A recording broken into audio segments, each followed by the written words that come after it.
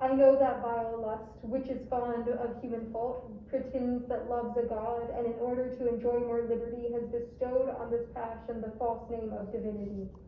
As if Venus sends off her son to wander all the lands, and he goes flying through the sky with mischief-making arrows in his childish hands, and though he's the smallest of the gods, holds so great a realm.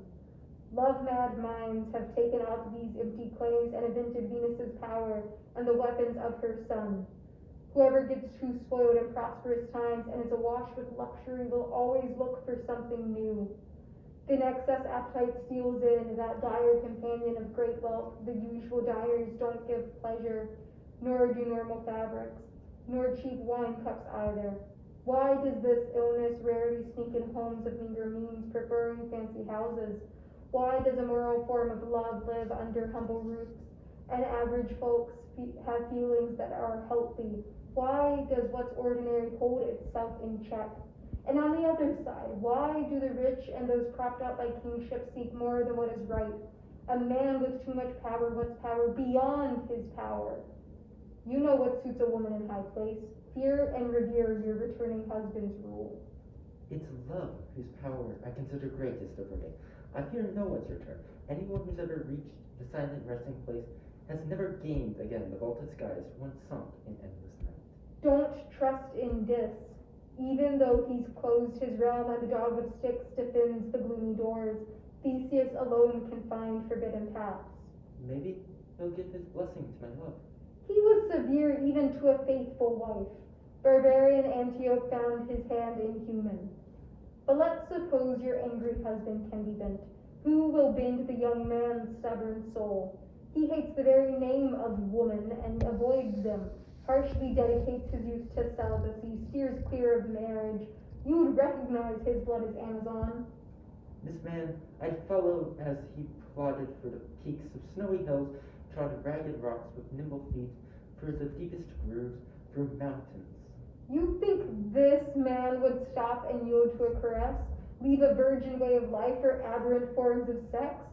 You think for you he'll put aside his hate, when perhaps it's because he hates you that he condemns them all? But he can be bent by prayer. He's feral.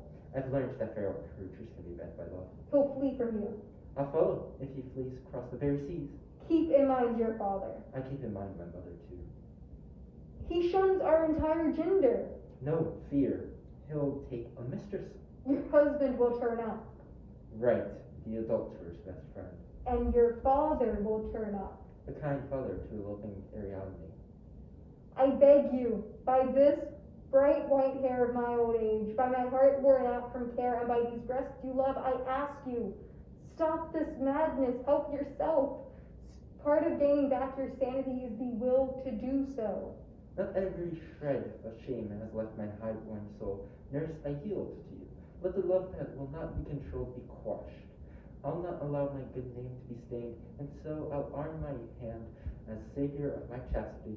This is the only way, the only escape from evil, to take my husband's path and hold off depravity for death. My child, calm these urges of a frenzied mind. Control yourself. That you deserve to live is clear to me through your claim that you deserve to die. I'm set on death. The only question is how to die. Should I choke off my life with a noose or fall upon the sword? Should I throw myself headfirst from Athena's citadel? Can my old age let you die like this in sudden suicide? Stop this crazy impulse. No reasoning can stop someone about to die if his mind's made up and he deserves to die.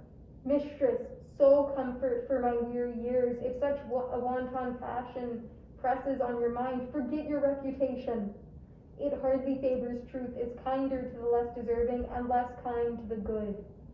Let's try our fortune with that grim and stubborn soul.